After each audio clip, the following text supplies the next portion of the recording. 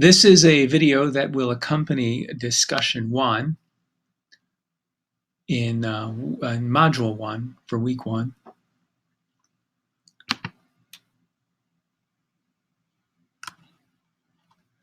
So it's important to consider why artists make art, what motivates them to do this. And an author named Mark Getling proposes 6 reasons that artists might make art in his book, Living with Art. And we're going to explore these 6 propositions. One reason an artist might make art is to create place for some human purpose. And this is the first and foremost purpose of an architect. That's what they do. This remarkable building is designed by Frank Gehry. It's the Guggenheim Museum in Bilbao, Spain. Gehry is an American architect living today. And he's quite famous for kind of really making such a radical break with the architecture, the tradition of architecture in the past. Gehry's building is almost more of a sculpture than it is a building. This facade jumps out into space. It twists and it turns. It's dynamic and it moves. Of course, this is due to advances in technology and building materials. Architects 100 years ago could never have imagined being able to do anything like this. Another reason an artist might make work is to create extraordinary versions of ordinary objects.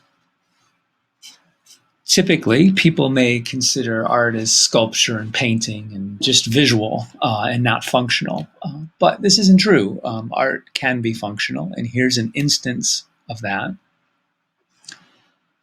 This is a chair designed in 1927 by architect Ludwig Mies van der Rohe. And the design is a radical break from the traditional 4-legged chair, especially for this time. This object is made out of repeating curved metal bars that suspend the body above the ground. It's simple and elegant, and there's no adornment or decoration. And if we compare this chair with chairs of the preceding centuries, it looks incredibly light and open. There's more negative space, that is space between legs and arms of the chair, than there is positive form. Another reason artists make works of art is to record and commemorate people, historical events. Here's an example of this. A sculptor named Robert Graham created this monument to Joe Louis in '86, and this is in Detroit. It pays tribute to former heavyweight boxing champion Joe Louis, who was a Detroit native. And it's quite remarkable in its scale. It's 24 by 24 by 11.5 feet, and it weighs 8,000 pounds, and it's suspended off the ground. Here's another example of an artist recording and commemorating a historical event. This is Emanuel Lutz, George Washington Crossing the Delaware, painted in 1851. And this commemorates a historic battle in the American Revolutionary War, a battle that Washington's army was victorious in. And now it's highly unlikely that this is a reflection of reality in terms of, it's very doubtful that Washington was standing so bravely and heroically in the boat this way. It's more likely that he was sitting down, hoping not to fall off. But it does commemorate. And part of that commemoration is this romanticizing and exaggerating the heroicism of this historic event. Another reason artists may make works of art is to express spiritual beliefs. This is a Baroque sculpture by Gian Lorenzo Bernini. called The Ecstasy of St. Teresa. It's in a church in Rome. It's carved of marble. And this very dynamic and technically skilled sculpture depicts an angel descending upon Saint Teresa, about to pierce her heart with an arrow. So she's having a kind of a religious epiphany or spiritual ecstasy. Another reason artists make works of art is to give tangible form to feelings and ideas.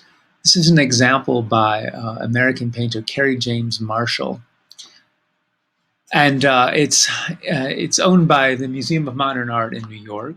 And I've taken quoted their that the website there, and I'd like you to read it because it explains Marshall's reasons for making this in detail. But this is expressing his ideas, his feelings. Here's another example of an artist giving tangible form to feelings and ideas, a photograph by Giacomo Costa. Now, this isn't a picture that was taken of some real thing that existed. This is an invention. This is a construction. It's a digital, highly manipulated digital photograph. And so he creates this really fantasy architecture, this massive, massive form that kind of cuts through this kind of endless city here. And so it has an element of fantasy, and we recognize it as a tangible form, created, born out of his imagination, if you will. And lastly, we have an artist might be refreshing our visions or challenging us to see the world in new ways. This is a painting by Claude Monet, who was an Impressionist painter in late 19th, early 20th century France. Of course, Monet is very, very famous now, and the Impressionism is sweet and pretty, and it's easy to like. At the time, though, it wasn't. Contemporaries of Monet thought that his work was quite outlandish and quite even ugly. But he was painting in a way that, up to that point, people had not done. He went out, stood out in the world, painting in plein air, and his goal was to paint exactly the colors that he saw. And he emphasizes the changing colors and the changing qualities of light. And he tried to capture these transient and ephemeral sensations in ways that artists had not at that time. So he was challenging us to appreciate and see color in the natural world in a new way.